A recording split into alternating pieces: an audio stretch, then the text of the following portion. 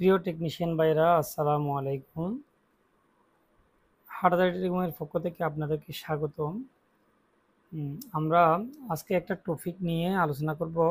এমটিকে base একটা set, Redmi note 9। এই সেটে অনেক সময় আমরা সেট আসলে ডেট অবস্থায় আসলে আমরা সর্বপ্রথম ডিসি পাওয়ার সাপ্লাই দিয়ে চেক আপ করি। ডিসি পাওয়ার সাপ্লাই দিয়ে চেক আপ করার সময় আমরা অনেক সময় লো বুটিং পাই।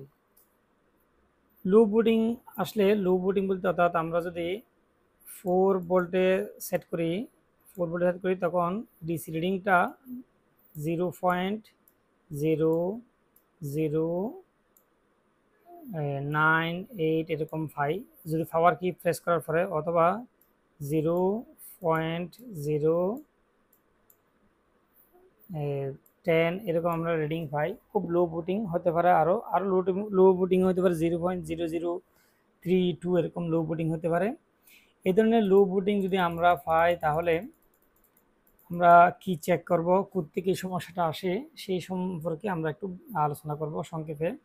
আসলে ডেট সেট নিয়ে আলোচনা করতে গেলে অনেক টাইম লাগবে। 2 ঘন্টা 1-1.5 ঘন্টার উপরে ভিডিও তৈরি করতে হবে, এত বড় ভিডিও কেউ দেখবে না। তো আমার মনে হয় আমরা এই ডেট সেকশনগুলো আস্তে আস্তে করে ধীরে ধীরে অল্প অল্প করে আলোচনা করার চেষ্টা করব, তাহলে আপনাদের বিরক্তিবোধ হবে না। তো ডেট সেট আসলে আমরা যেভাবে সেটটা চালু করি এটা হচ্ছে কি, প্রত্যেকটা কোম্পানির পক্ষ থেকে পাওয়ার আইসির অনুযায়ী পাওয়ার আইসির ডাটা শিট থাকে। ডাটা শিটের মধ্যে পাওয়ার সিকোয়েন্স নামে একটা অপশন আছে। পাওয়ার সিকোয়েন্স কোম্পানি এখানে পাওয়ার কিভাবে হবে এটার একটা শিডিউল এরা তৈরি করেছে।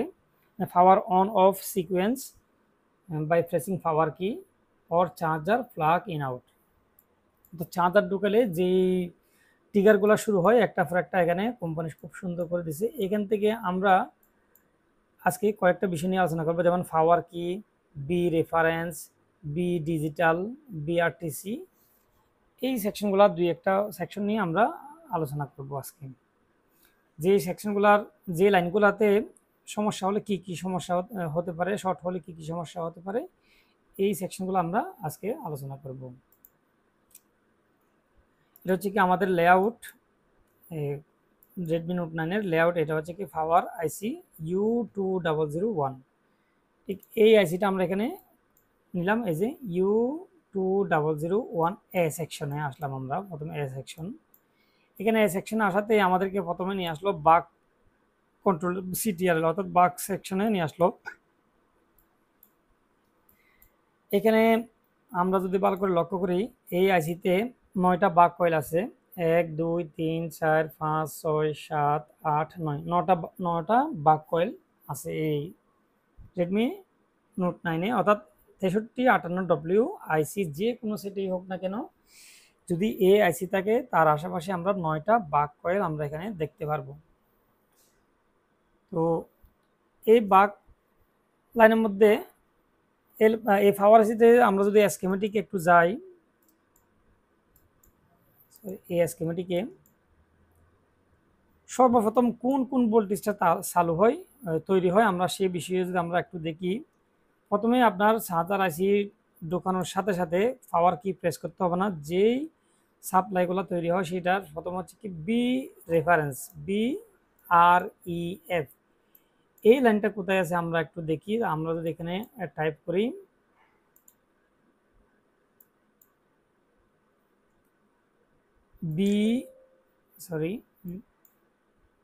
BREF, জাস্ট আমরা এটুকু টাইপ করলাম, এখানে আমাদেরকে নিয়ে আসলো এখানে এই যে BREF। এই যে BREF এটা হচ্ছে কি বি রেফারেন্স, একটা ক্যাপ দিছে এখানে। এই ক্যাপাসিটরটার লাইনটা কিন্তু কোথাও যায়নি, শুধু এখানে আসি সীমাবদ্ধ। এখানে একটা ভোল্টেজ আসবে, এখানে ভোল্টেজ লেখা নাই, সেখানে সেই ভোল্টেজটা আসবে 1.2 একটা ভোল্টেজ আমরা এখানে পাবো। M12 লাইনের এই ক্যাপাসিটর, এখানে একটা ক্যাপাসিটর থাকবে। এই ক্যাপাসিটর থেকে আবার জিএনডি রেফারেন্স আছে। যদি এই লাইনটা মিসিং থাকে, অর্থাৎ ক্যাপাসিটরের এখানে যদি আপনি গ্রাউন্ড না পান এক পাশে, তাও সেট ডেড হওয়ার সম্ভাবনা থাকে। অর্থাৎ এখান থেকে অনেক সময় ওয়াটার ড্যামেজ হলে এই শিলটা কেটে যায়, তখন গ্রাউন্ডটা পায় না, তখনও সেট ডেড অবস্থায় থাকতে পারে। আর বি রেফারেন্সের এই ক্যাপ যদি আপনার শর্ট থাকে, তাহলে আপনার প্রাইমারি লাইনে বা সেকেন্ডারি, প্রাইমারি লাইন বলেন আপনার বিপিএস লাইন বলেন, সব জায়গায় আপনি O2 রিডিং দেখতে পাবেন, O2 একটা রিডিং কনজিউম করবে।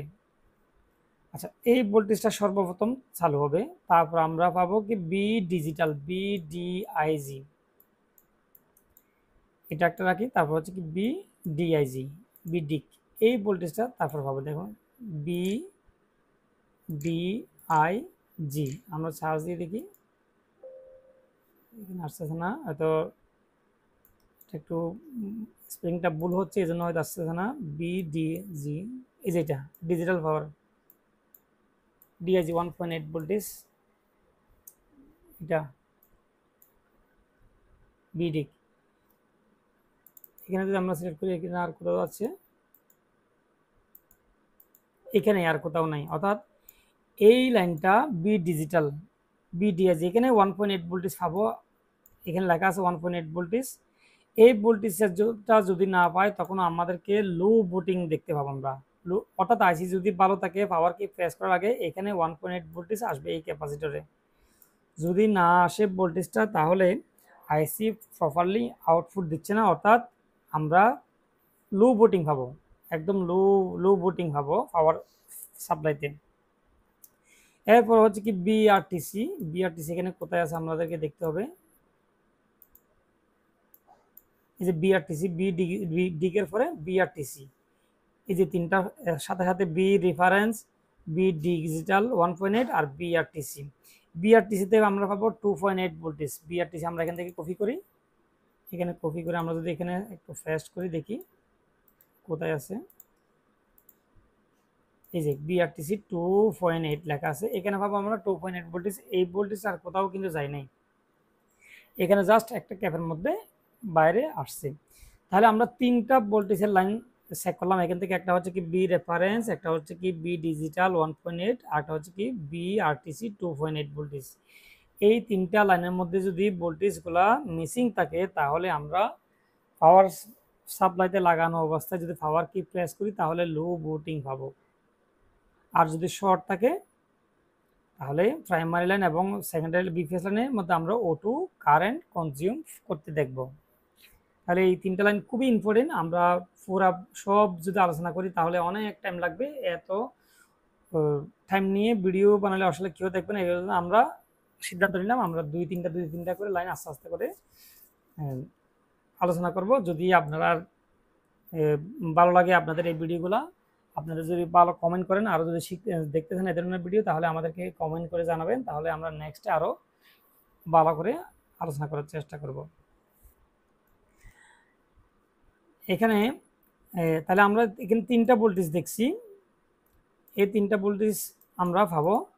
যদি না পাই আমরা লো বুটিং অবস্থায় সেটকে দেখব, লো বুটিং আসলে তাহলে আমরা কি করব, এই তিনটা জিনিস আগে আমরা চেক করব। আচ্ছা, যা হোক, এখানে আমরা আসলাম আবার পাওয়ার এসিতে, স্কিমেটিকে আসলাম।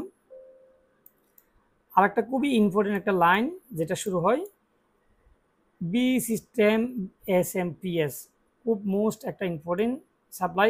সর্বপ্রথম বি সিস্টেমটা ইনপুটটা এই লাইন দিয়ে রেজিস্টার, একটা লো ভ্যালু রেজিস্টার দিয়ে এখানে ঢুকে 0 ওহমসের রেজিস্টার, মোটামুটি 10 ওহমসের রেজিস্টার, 10 ওহমস 20 ওহমস এরকম থাকে এই রেজিস্টারটা। এই রেজিস্টারের মাধ্যমে বি সিস্টেমটা এইখানে আইসির মধ্যে ইনপুট হিসেবে ঢুকে। যদি কখনো আমরা লো বুটিং পাই, আরও একটা নমুনা, আমরা লো বুটিং, খুবই লো বুটিং 0.001, 0.002 যদি এরকম দেখতে পারি, যেমন রিডিংটা যদি আমাদের এরকম হয়, এম্পিয়ারটা 0.001 বা 2 এরকম যদি এম্পিয়ার নেয়, তাহলে আমাদেরকে অবশ্যই বি সিস্টেম লাইনটা, SMPS লাইনটা চেক দিতে হবে। এটা প্রত্যেকটা এমটিকেআইসিতে এই লাইনটা সর্বপ্রথম এখানে ইনপুট হবে, তারপর বাকি সাপ্লাই তৈরি হবে। যদি এই লাইনটা মিসিং থাকে, এই লাইনটা ধরেন মিসিং আছে আপনার এখানে, জিরো রেজিস্টারটা ওয়াটার ড্যামেজ হওয়ার কারণে এটা রিমুভ হয়ে গেছে বা একদম কেটে গেছে, তাহলে কি হবে, সব সেট ওকে। সেটে আপনি চার্জারটা ঢুকালেন, সেটের পাওয়ার কি দিলেন, সর্বপ্রথম আপনার এই BS1 সাপ্লাইটা শর্ট হয়ে যাবে। BS1 একটা বাক লাইন, এই বাক লাইনটা শর্ট হয়ে যাবে। BS1 লাইনটা যেটা হায়ার এলডিও হয়ে তৈরি হয়, এই লাইনটা শর্ট হয়ে যাবে।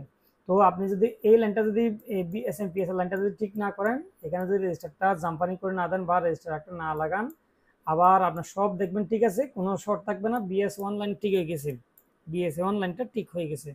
যখনই আপনি পাওয়ার কি প্রেস করবেন বা চার্জার ঢুকাবেন, পাওয়ার কি প্রেস করলে হয়তো লোগো আসবে, আসার সাথে সাথে আবার বন্ধ হয়ে যাবে, তখন এই BS1 কয়েলটা বা কয়েলটা শর্ট হয়ে যাবে। যদি চার্জার লাগান সাথে সাথে শর্ট হয়ে যাবে। তাহলে মোস্ট একটা ইম্পর্টেন্ট, প্রত্যেকটা এমটিকে পাওয়ার আইসিতে, এমটিকে বেস ফোনে যদি ডেড কন্ডিশন সেট আসে, একদম লো বুটিং থাকে, 0.0001 থাকে, তাহলে আপনাকে অবশ্যই বি সিস্টেম SMPS এই লাইনটা চেক করতে হবে। এটা 6358W হলে, 6358W আইসি হলে E2 নাম্বারে, E2 নাম্বার বলে থাকে। এইভাবে যদি আমরা প্রত্যেকটা line by line, line by line আমরা চেক করি, তাহলে আমাদেরকে ডেড কন্ডিশন সেট আসলে এগুলো ফল্ট ফাইন্ড করা খুবই ইজি হবে। এইগুলো আসলে নতুনরা খুব ভালো বুঝবে না, যারা পুরান অনেক দিন ধরে কাজ করেন, অনেক দিন ধরে কাজ করতেছেন, তারা হয়তো বুঝবেন অনেকে, আর অনেকে হয়তো অনেকদিন কাজ করার পরেও বোঝে না। যারা বোঝে না তারা আমাদের সাথে যোগাযোগ করতে পারবেন, আমরা খুব সুন্দর করে এগুলা বুঝিয়ে দিব ইনশাল্লাহ।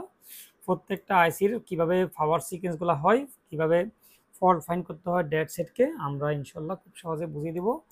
আজকে আমরা এইটুকুইতেই রাখি, নেক্সট টাইম ইনশাল্লাহ আমরা আরও কিছু লাইন নিয়ে আলোচনা করব। আসলে ডেড কন্ডিশন সেট নিয়ে আলোচনা করতে গেলে অনেক টাইম লাগে, অল্প 10 মিনিট 20 মিনিটের মধ্যে আপনাদেরকে বোঝানো এটা সম্ভব না। আমরা সুযোগ পেলে 10 মিনিট 20 মিনিটের মধ্যে দুই তিনটা লাইন করে চেক করে ইনশাল্লাহ আস্তে আস্তে আপনাদেরকে বোঝানোর চেষ্টা করব। আমাদের সাথে থাকবেন।